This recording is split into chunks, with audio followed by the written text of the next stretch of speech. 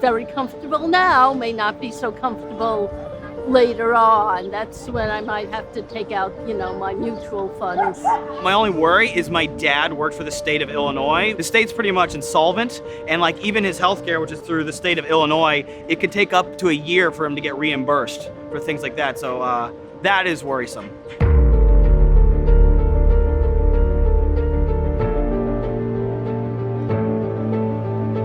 Retirement is all some people ever think about, especially the 50 million plus Americans set to retire in the next few years. They obsess over it, like my dad did. It's what they worked for, it's their dreams. But those dreams could be shattered.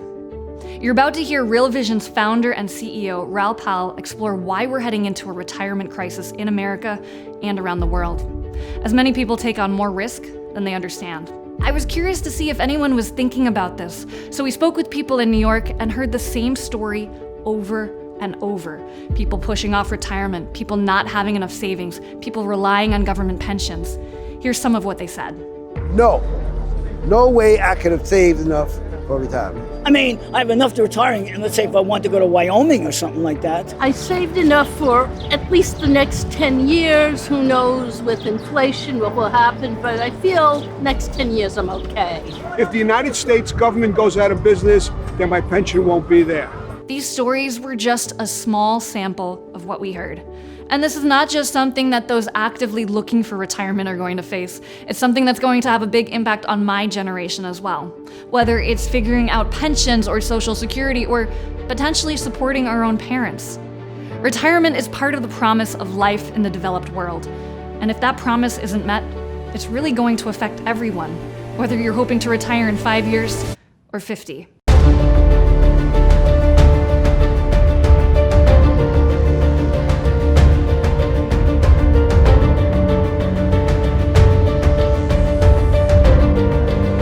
My name's Raoul Pal. I'm the CEO and co-founder of Real Vision, but today I'm talking on behalf of Global Macro Investor, my research business.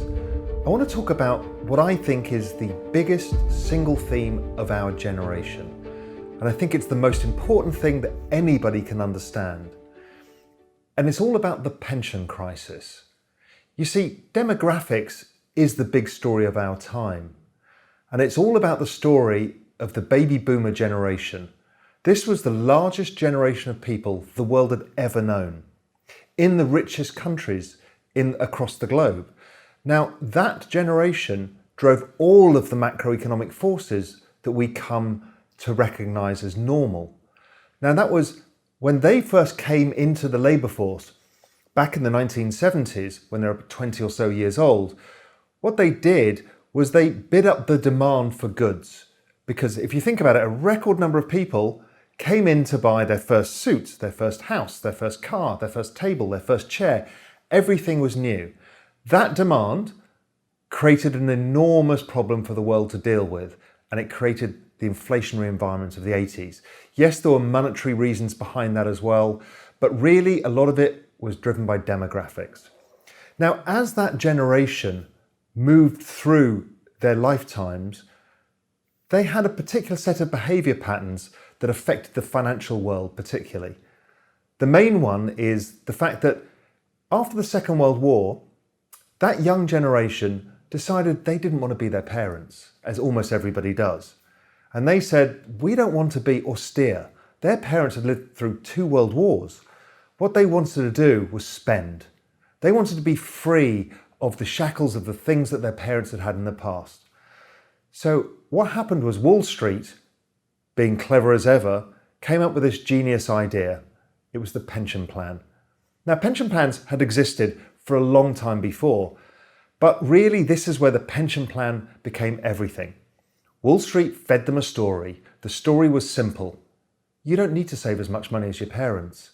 You don't need to spend or save 20% of your income. What you need to do is give it to us. We're the smart guys, and we'll turn it into more money. And that means you'll have more money to spend. So that started the largest stock market boom in all of recorded history. Now, the other thing that happened is, as consumption became a larger part of the economy, and that was driven by government policy as well, is though baby boomers were offered another piece of magic from Wall Street. They were offered credit. So in the 80s, Ronald Reagan and Margaret Thatcher basically allowed credit to be available to everybody. So suddenly the credit boom took off. So there we have two monetary booms happening at the same time. The baby boomers who've stopped saving have given a little bit of money from their 401ks to Wall Street that starts accumulating quickly. Their income has also then gone into credit, the servicing of credit to buy more and more goods. That trend continued for a long time. The trend of consumption within the US economy continues to this day. It's massively outsized because of this credit boom. That meant that Wall Street became outsized too. It was taking the money from the pension system and investing that, or speculating with it, and also making money from the credit side. Now that all ended in the complete blow up that happened in 2008. But why did 2000 happen? Well, interestingly enough, that's when the first baby boomers started retiring. When they started retiring, suddenly there were some sellers of stocks. Before that, everybody had been buying stocks every single month in their 401k. Buying the dip mentality became the key thing for the world. But the problem is now, we're facing the demographic time bomb. I remember when I was back at Goldman Sachs in the late 90s, some of my colleagues wrote an article called The Demographic Time Bomb. And that was about the issues the world will face in the future as retirees start retiring, and whether the state sector could afford all of the draw on the capital. Now, I'm not going to talk about the state sector in this particular presentation. We all know the story that there's too few millennials and younger people paying into the system to pay for these retirees. The maths don't add up, so the entitlements can explode. And these numbers can be in the hundreds of trillions of dollars. But I don't want to talk about that. I also don't want to talk about the defined benefit pension system. That's another big story that I think many of you are aware of. We've seen it all across America and all across Europe into the UK, where defined benefit pension schemes will never be able to afford to pay out the promises that they had to the retirees. You see, the returns in financial markets weren't quite as good as the snake oil salesman on Wall Street told everybody. And that was a problem. It's kind of like a Ponzi scheme. The first people to get out made all the returns. The last people to get out get nothing. And that's the real issue. The real issue is all of this is coming to a head because everybody is about to retire. If you look at the chart of the baby boomers reaching retirement age, you can see it's a demographic wall. Currently, we're retiring at about 3.9 million in America alone, baby boomers. And it goes up in a straight line all the way through to 2027. What we've got is more and more people every year retiring. That is an extraordinary state of affairs because retirees have a different behaviour pattern than the average person. You can see the chart in a different way here.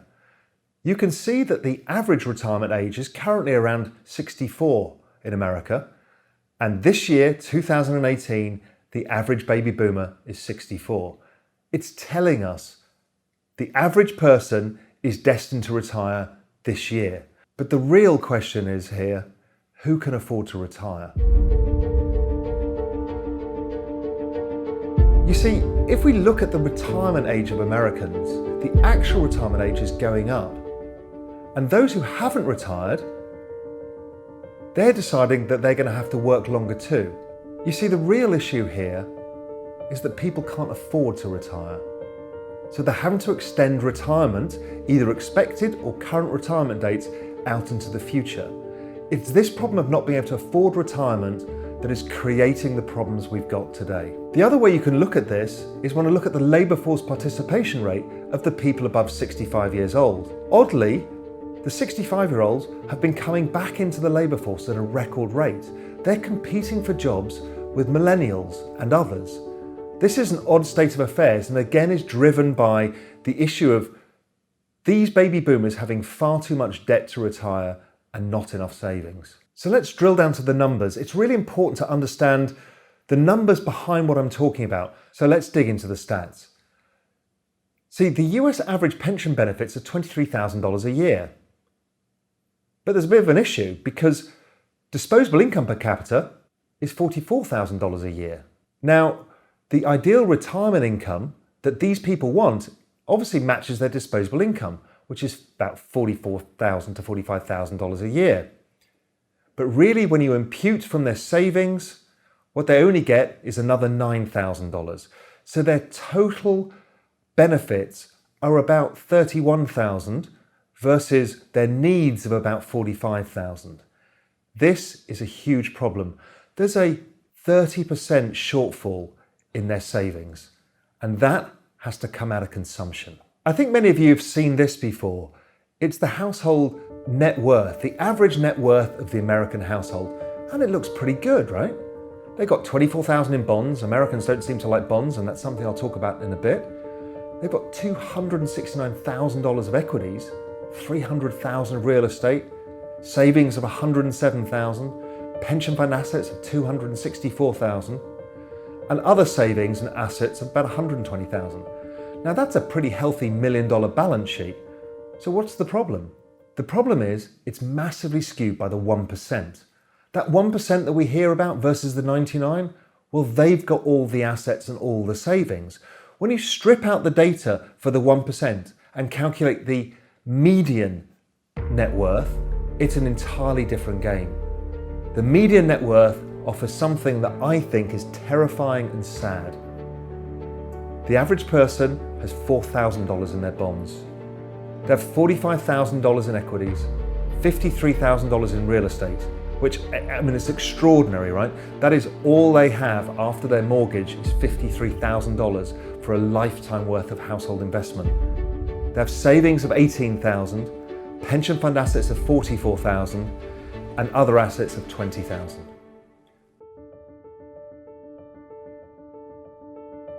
You see, the problem is these people are benefiting from one of the biggest shifts the world has ever seen, life expectancy. Life expectancy, although it dropped a couple of years running recently in the US, is rising. So life expectancy in America and across the world is in an exponential trend higher. It is going higher and higher every single year. Obviously, the last couple of years with the opioid epidemic saw a bit of a pullback. But generally, the average American doesn't know how long they're going to live for. It's going to be longer than they thought. You see, not knowing how long you're going to live for changes your behavior pattern. It means that you stop pushing out your retirement date because you don't have enough money to retire. Because if you've moved your life expectancy on 5 years, well, then you need a lot more money. In a low interest rate environment, it becomes almost impossible to generate the income, so you're drawing down on capital very, very rapidly. So let's look at this balance sheet to see where the capital really is. Now, what you have to understand is US households have really taken on board the fact that they're going to live longer and they don't have enough savings. Because after 2000 and 2008, the world hasn't generated enough returns. So what they've done is taken the most amount of risk possible. Normally, if you're about to retire, you should be increasing your fixed income allocation to guarantee your future retirement income. However, behaviorally speaking, if you don't have a high enough income to retire on, you have a kind of shit or bust scenario. What you have to do is take that risk. That risk for an American is buying real estate, and they did that in droves back in the 2000s. Now they got burnt in that, and they don't have much net worth left in that any longer. So the real driver of net worth has been the equity market. The equity market is the only driver of net worth going forwards. And this has meant that people have doubled up their bets and tripled up their bets. They have this bet directly in equities, and they have this bet in their pension plans. The pension plans themselves have record holding of equities versus fixed income. They also have record risk in terms of credit, private equity, venture capital, hedge funds. They all have equity-like returns. They're risk-seeking investments. And they're doing this because nobody can fund the retirement. It's the same story at government level, it's the same story at defined benefit pension level, and it's the same story for households and their 401ks. Corporate pension plans, they're all the same. Nobody has enough money to fund retirement, so everybody is taking the maximum risk. Now, in a rising equity market, this kind of makes sense. You're clawing back some of the ability to retire. But if things change, the picture gets a little bit worse. You see, the one bet people are taking is they're actually putting the maximum allocation in all of recorded history across the entire system into risk-seeking equity-like assets when equity valuations are off the charts. You see, when we look at the chart of the median price revenue of the S&P 500, we can see it's at all-time ridiculous record highs. We can use any measure. I just use this chart because it's the most dramatic, but we can use the P ratio. It'll be the second most overvalued market in history. The median PE will be the most overvalued in history. Market cap to GDP, the most overvalued in history. We have an extraordinarily overvalued market.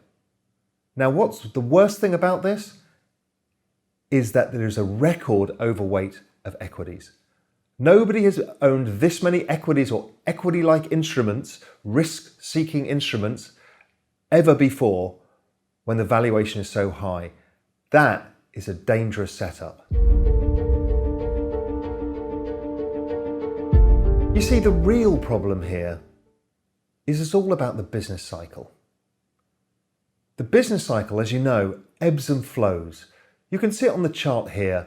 It goes up and down, and it's relatively predictable within some boundaries. But what happens is a peaking, booming economy eventually gives way to a recession, and they come along periodically, every 4 to 8 years. Now, what's interesting about this expansion is this is the second equal longest expansion in all economic history. And by next month or the month after, this will be the second longest outright. So what that tells you is there is a probability that this expansion has to end at some point. Could it roll on for another couple of years, 2 or 3 years? Of course it could. Could this end up being the longest ever expansion? Of course it can. The point being is the clock is ticking and it's moving towards the next recession. Now, normally that's no big deal, but this time it's a bit different.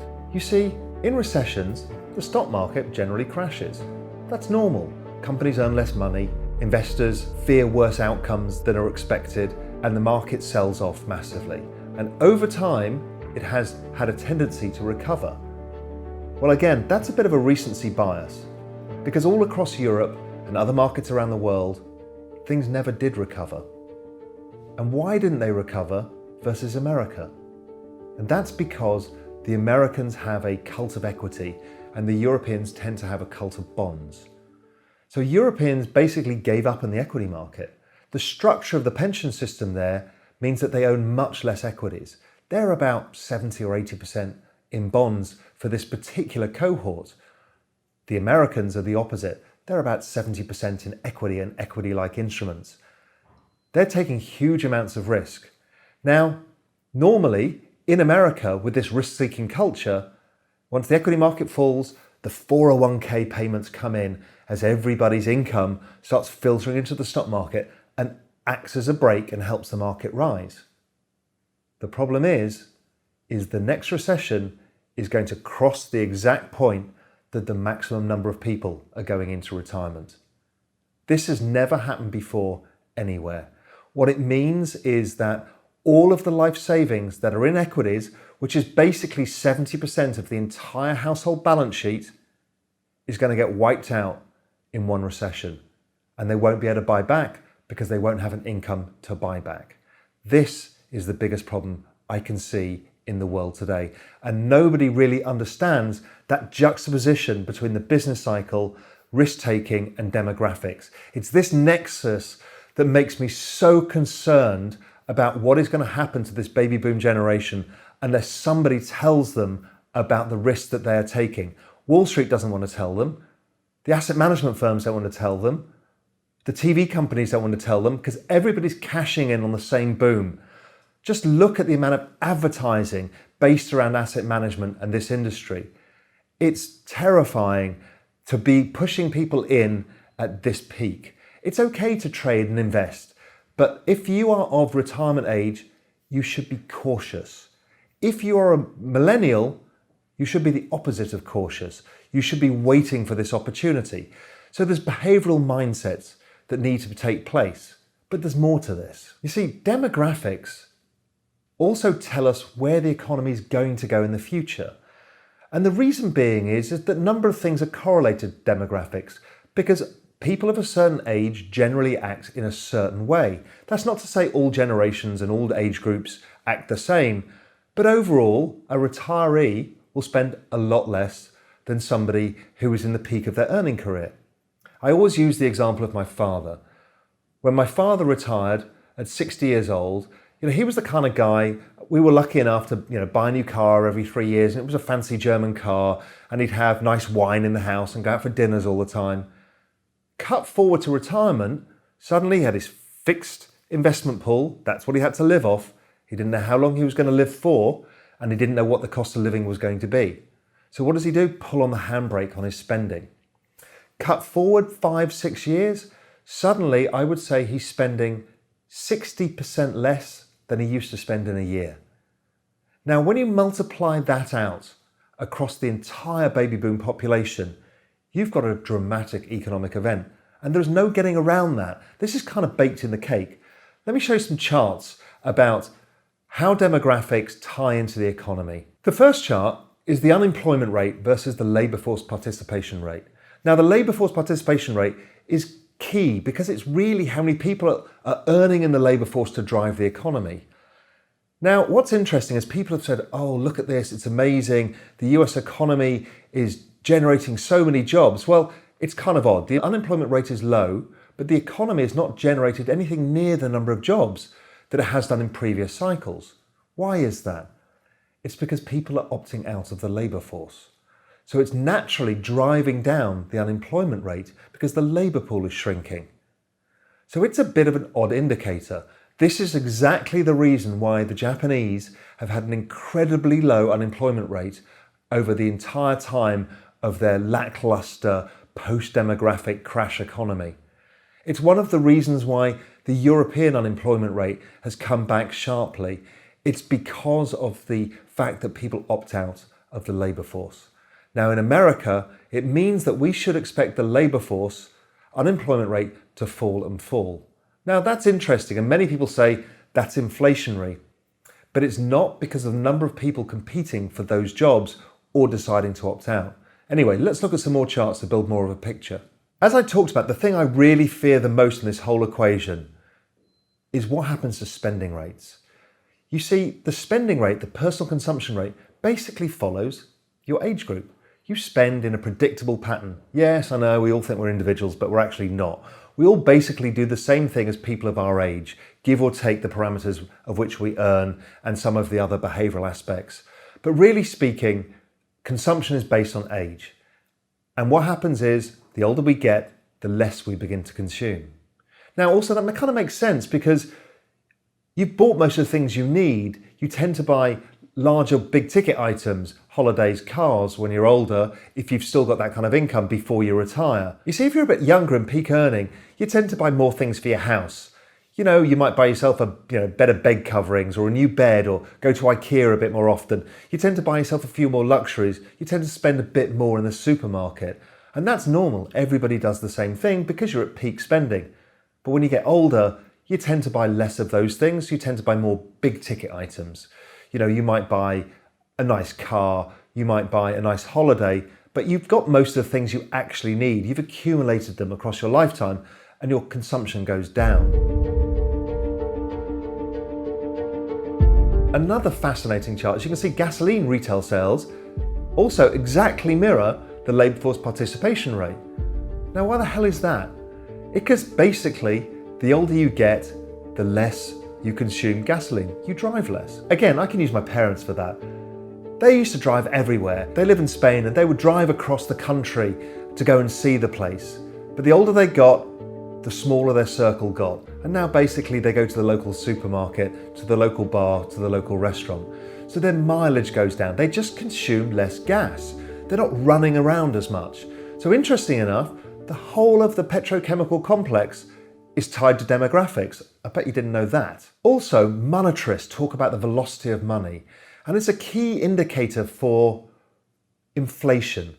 You know, if money's moving around the system, it tends to be more inflationary. It kind of gets around the system a lot more and creates inflation. Now, the problem is velocity of money is essentially a demographic phenomena. The older people get, the more they save, and the less they spend, and the money doesn't go around the system. They're not reinvesting it in things. They're not spending as much. And like consumption, it tends to fall over time. So they're basically a function of each other. And I think that's really important. You can throw in the low interest rates into this. They're all interconnected and tend to drag down velocity of money, tend to drag down the labour force participation rate, tend to drag down consumption. Now, I want to give you something new to think about. Most people think about the Fed as this desperate attempt to keep the system as is and not let the banks go under. And they didn't really understand why they were doing what they did. Now, what happens if you look at the Fed balance sheet through the prism of demographics and it becomes entirely different? Basically, the balance sheet almost exactly mirrors the labour force participation rate. The Fed is taking the slack for the retirees and people leaving the labour force. This is all they're doing. They're trying to offset this. Now, whether they are cognizant of doing this or not, this is essentially what they're doing. It's fascinating and it makes total sense to me. What I love about demographics is you can essentially extrapolate forward the demographics of a nation because it's baked in the cake. When those people are born, you kind of know when they're going to die, roughly what they're going to do, and how they're going to operate within the economy. So Remy Tito and myself, Global Macro Investor, put together a composite index of how to construct a participation rate using a number of different statistics. Now, what's interesting is it mirrors the data pretty cleanly. So it gives us a good idea of where we think this is going. And then we can look forward and see where it goes. And this is where things get ugly. You see, because of the demographics, the labour force participation rate is about to fall off a cliff. Yes, there's a bit of wiggle, but 2018, 2019 is we should see a collapse in labour force participation. Now, obviously, that kind of makes sense. I've told you that we're hitting that point where the retirement age and the average age of Americans are crossing. So they're going to start this wall of retirement.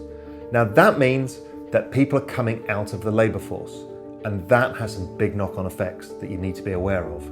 Now, armed with our future labour force participation rate, we can look where the Fed balance sheet's going to go. The Fed balance sheet here is inverted. It's saying it's going to go to $8 trillion. What's interesting is, again, how great this fit is.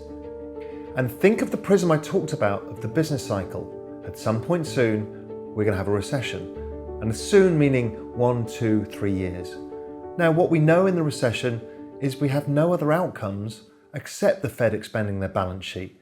We've not come up with another way of dealing with this yet. Yes, there's going to be fiscal stuff. Yes, there's going to be other untried measures, but the Fed are going to expand, whether we like it or not. So this would lead us to expect a massive expansion in the balance sheet to come to offset this wave of retirees. Again, what's interesting is a bit of economic history, because Japan has an older population by 10 years. So when we look at the BOJ balance sheet and look at the Fed balance sheet now as a percentage of GDP and put them against each other, it's very clear where this is going to go. It's telling us we're going to see an absolute explosion of the balance sheet as a percentage of GDP over time. Now, I'm not going to get into the ramifications of that. It's something we've discussed on Real Vision a lot. We kind of know it's coming and there's a number of ways it'll get dealt with. But the point being is the demographics are pretty much dyed in the wool right now. And if they're dyed in the wool, then we know where personal consumption's going. Personal consumption is going to unwind the great boom of the last 30 or 40 years where consumption became over 75% of the US economy. Consumption is going to shrink as a percentage of the economy, and consumption itself is going to go negative. Now that is something nobody is set up to understand.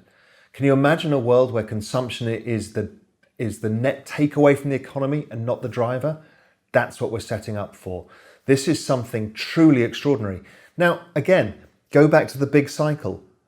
To drive consumption further, you're going to have to ram the millennial generation with enormous amounts of debt to drive consumption and offset some of this. But they don't want to do that. They're already saddled with debt from their education.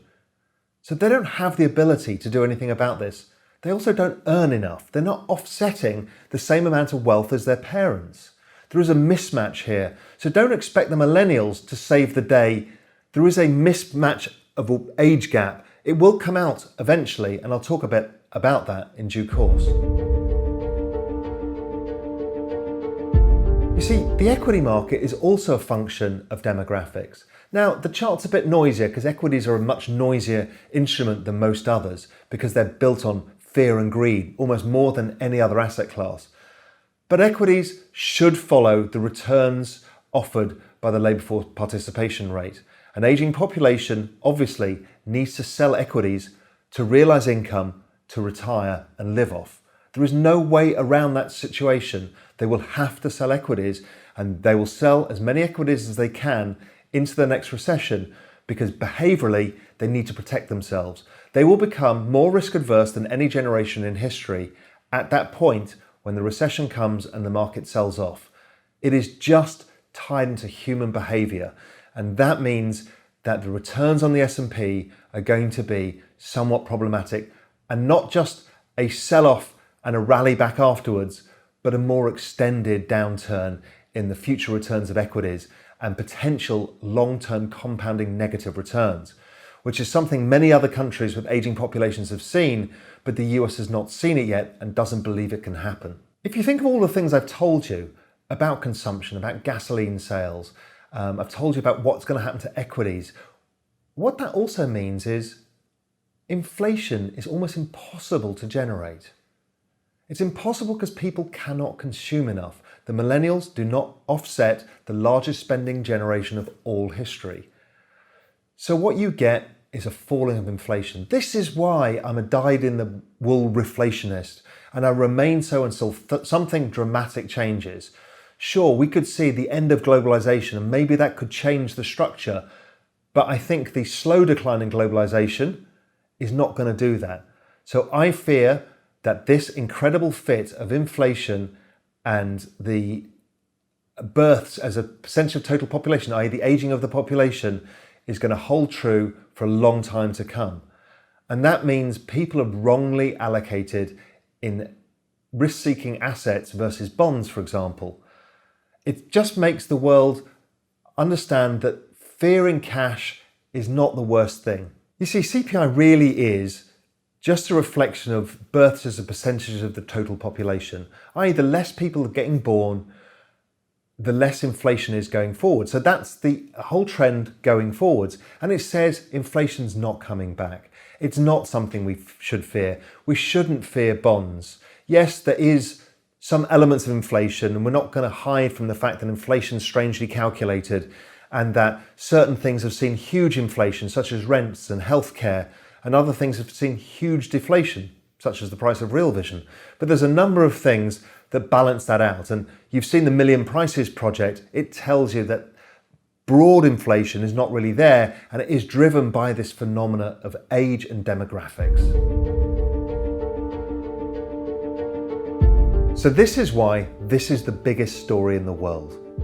We have the richest generation in all history, by all measures, but with the median person with no savings, with too much risk-taking investments, way too many equities versus fixed income or any other investment, and certainly over cash. At the point in the business cycle that is getting mature, and we're waiting for the next recession to roll along. When that recession comes, it's going to halve equity prices or more. This is the most overvalued stock market in history, and therefore we should expect the price of equities to fall significantly. That leaves a huge hole in the balance sheet of all of those people, the biggest group on earth ever to retire. They won't be able to buy equities. To buy the dip, they'll have gone. The Gen Xers and millennials can't afford to buy that dip. This is a huge risk to the largest generation of all time. and it's something people need to be massively aware of. You need to think really hard about the risks you're taking this late in the cycle. I completely understand you might not have the money to be able to retire, but it's better to have what little you have now than have half of this later. It's something you really have to think about. Now, many of you will think about, well, how are the government going to stop this? And how are the Federal Reserve going to stop this? And they will try, because they have to. And this is where some of the problems lie. If you believe in free markets, the right answer would be for that baby boom generation to pass their wealth on to their kids, either via inheritance or by a transfer of assets at a low price that the kids can buy. So that's the accumulation of equities at lower prices that the baby boomers had in the 70s and 80s, particularly in the early 80s when they really started buying equities. P's were below 10, 8, 7, 6, a lifetime opportunity. The millennials, faced with the same investing set right now, have an all-time record overvaluated stock market, an all-time record valuation bond market, all-time overvalued real estate market. They have nowhere to invest that has a positive rate of return over the next 5 or 10 years. It is a stupid point for them to invest. What they need is lower prices in all of these. The baby boomers should supply it in a free market, but it's unlikely to happen. The Federal Reserve are likely to step in the way and increase the balance sheet, as I showed you. They're likely to be buying stocks, buying pension assets, stopping those pension assets get plummeting. Now that means that the stock market gets supported. The Fed start owning the equity market, exactly as the Japanese have done. But it means that the young generation can't buy them because they're too expensive. What happens to the real estate market? Is that the clearing mechanism? Possibly. Or do the baby boomers and millennials end up living together? I think that's the most likely outcome. That's what the pre-war generation did, and that's maybe how this will all end up, is we have larger households of more household members. And I think that would make certain sense to society and would free up a bit of savings and would help counteract the loss of savings that the baby boomers are going to have. You see, this is a really tricky world to navigate. And I think you really all need to think hard and fast about what you're going to do and the plans you have. We're also financial market people, so there are opportunities in this, although it makes me feel a bit grim to say there's an opportunity in what I see is the biggest crisis a generation has ever faced in financial terms. And it's not a bank crash, it's a systemic loss of savings from everybody. But there are opportunities, because you see, once you understand the world through a behavioural standpoint, you understand that different people faced with different issues will behave differently. And that means they will change how they spend. We've already seen this in the restaurant sector. As the baby boomers are moving towards retirement, they're starting to spend less in restaurants. Restaurants have really struggled in recent years. They've been firing people. They have had less profits than they've seen for a while. They've been in and out of recession. We've seen it in a number of consumption areas within the economy that there is a problem as these people are starting to finally save as much as they can before they go into retirement. But it does mean they'll do certain things, and I call this Boomerville. It's the world to understand when people retire. You see, go again back to that chart of the net worth of the median household. They have $53,000 in their house. So are they supposed to sell their house? That basically gets them to live for another year and a bit. Don't forget, they wanted $45,000 a year. The house only gives them $52,000 of equity. So with this so few savings and this little cash, what will they do? Well, you see, there's a different consumption pattern that's going to come. And it's a slightly grim consumption pattern. If you also think about why the middle of America was so pissed off, it's because they didn't participate in a lot of the final stages of what is going on. The closer you are to that median person, the further away you are from any boom. And you see, if we understand how those people live now, the really neglected from society, it is actually the leading indicator of where many more people will need to go. And that's sad. It's going to increase probably populism within the economy, and certainly a bifurcation of politics even further than we've seen today, because it's going to be tough on people. Dining is going to go towards fast food. You know, it's still sadly true that it's easier and cheaper to get food from McDonald's than it is to cook yourself. That hits supermarket sales. That hits a number of people, particularly the restaurant industry, but it keeps fast food sales ticking along nicely. It's the cheapest way for the masses to afford to eat. And that's not good for the overall health of the population. It could actually reduce the life expectancy of the population too, and continue to drive the obesity epidemic. It's really not good.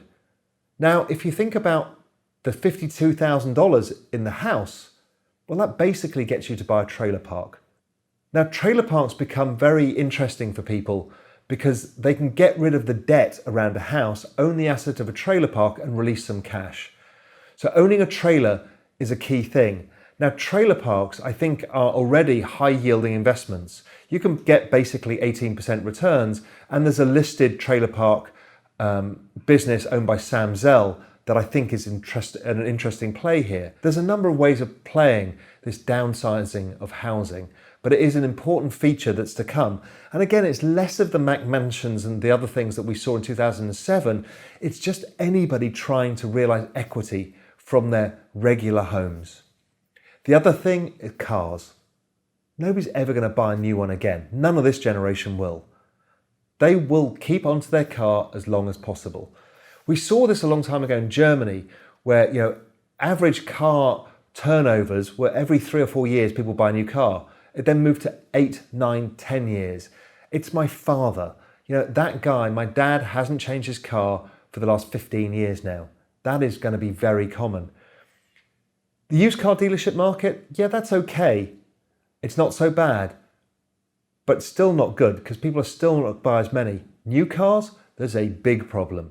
The entire world is betting that China is going to take up the demand from the baby boomers. I'm not so sure about that. What we do know is the millennial generation currently is less interested by cars. So they're more likely buyers of second-hand bangers than they are buying new cars. They don't see the status symbol involved that older generations did. But anyway, the point here is the consumption pattern of America and Europe is changing and is going to change dramatically. That's going to change the investment philosophy and where you can hide in a stock market that's going to be under stress or where you can find real opportunities. I do think that it is going to drive bond yields lower. I think most of you know my view on bonds.